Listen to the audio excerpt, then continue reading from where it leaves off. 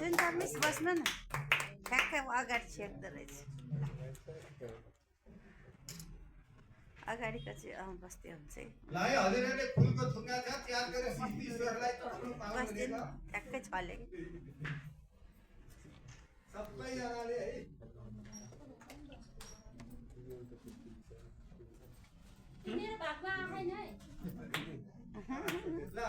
चन्द्र नेपालीले पनि सिद्धेश्वरलाई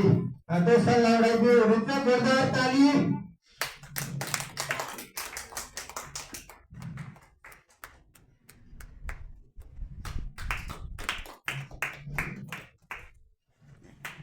यसै गरी आदरणीय दिदी सुशीला ढकाल अधिकारीज्यूले पनि उहाँलाई उडाइदिनु हुनुहुन्छ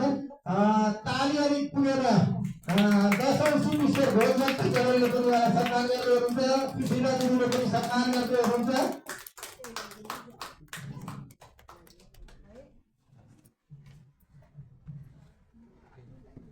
धेरै धेरै धन्यवाद छ आदरणीय टिमला देखि सुख शान्तिबाट एउटा चेन्ज गरेका छौँ केक नकाट्ने स्याउ काट्ने भनेर त्यसो भएकाले हाम्रो स्याउ कता परेको छ त्यही आयो अरे ल अब हामी एकैछिन विष्णु सर कुलगारो सर अगाडि आइदिनु होला एउटा शुभ जन्मदिनको एउटा गीत प्रस्तुत गर्नको निम्ति अनुरोध गर्छु र हामी पुष्कर सरको जन्मदिन स्याउ काटेर मनाउन गइरहेका छौँ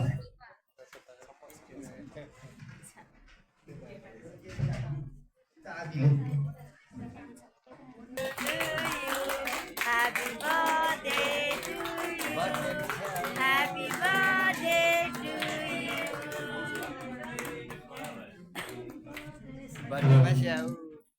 राम्रो हो नि एकदमै केक काट्नु राम्रो होइन नि हजुरको ताली सबैले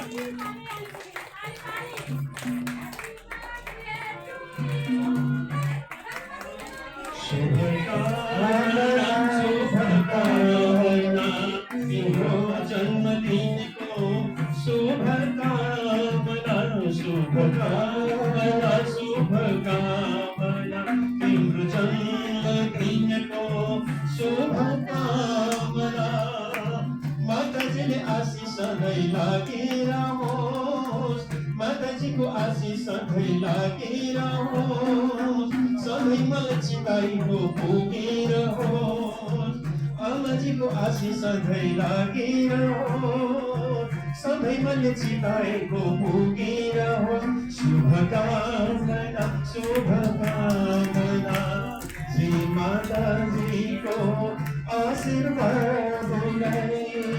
सधैँ तिम्रो माथि कृपा भइ नै रहोस् विधिको आशीर्वाद छाइरहोस् तिमी हुने बाटो सधैँ उज्यालो होस् परै ठान्नेहरू सबै आफ्नै बनोस् शुभकामना शुभकामना तिम्रो जन्मदिनको शुभकामना सधैँ सुख समृद्धिले छाइरहोस् सधैँ सुख समृद्धिले छाइरहोस् माताजीको आशिष सधैँ पुगिरहोस् सधैँ सुख समृद्धिले छाइरहोस् माताजीको कृपा सधैँ छाइरहोस् शुभकामना शुभकामना हाम्रो सरको शुभकामना सबैले भनौँ hello happy birthday to you happy birthday to you happy birthday to you happy birthday to you happy birthday to you happy birthday to you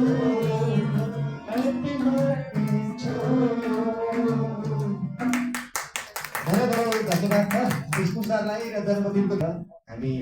यहाँ सबैजना उपस्थित भएका छौँ खै त ताली कति अल्छी छौँ हामी है यो पनि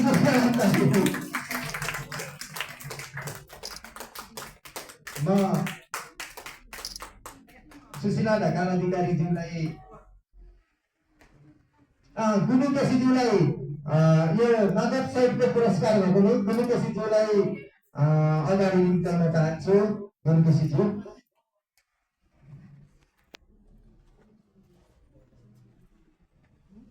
अलिकति बाटो छोडिदिनु होला। उहाँहरूले हाम्रो प्रचार गर्ने त उहाँहरूलाई उच्च सम्मान छ, किनकि घर घरमा पुग्छ भने नै।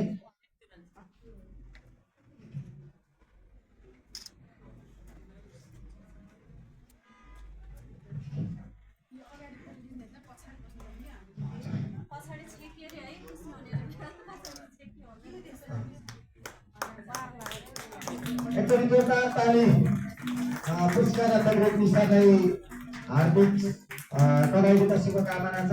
र शीत कर्ण पुरस्कार चाहिँ शीत कर्ण शिवकुमारी पुरस्कार चाहिँ शीत काव्यमा शीत ईश्वर हुनेहरूलाई पहिलो प्राथमिकता र दोस्रो प्राथमिकता शीत ईश्वरहरू हुनु भएन भने मात्र शीत काव्यको निम्ति कार्य गर्ने व्यक्तित्वहरूलाई प्रदान गर्ने पुरस्कार हो। त्यसकारण जो शीत ईश्वरहरू हुनुहुन्छ उहाँहरू सबैजना शीत कर्ण शिवकुमारी पुरस्कारका हकदार हुनुहुन्छ।